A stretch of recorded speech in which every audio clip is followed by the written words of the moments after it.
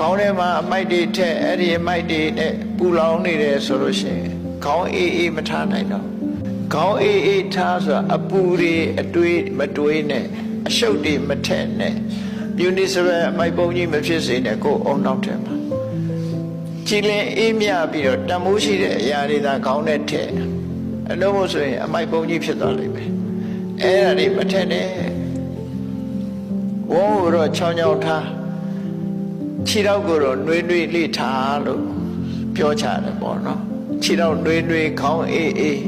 ဝန်းချောင်းချောင်းလူဘဝမှာတော့အဲ့ဒါ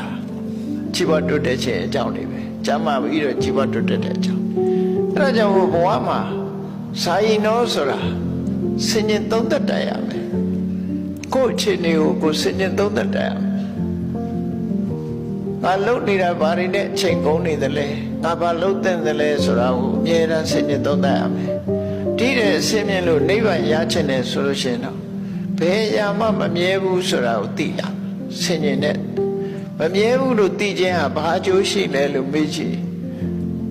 တွေ့တာမှုတွေကိုလျှော့ချလို့ရတာဒုတိယတွေ့တာမှုဆွဲမဲ့မှုတွေအပေါ်မှာတွေ့တာမှုဆွဲမဲ့မှုကိုအကြောင်းပြုပြီးတော့တွေ့တာတဲ့အရာအတွက်လှုပ်ချံလုပ်မိသွားတယ်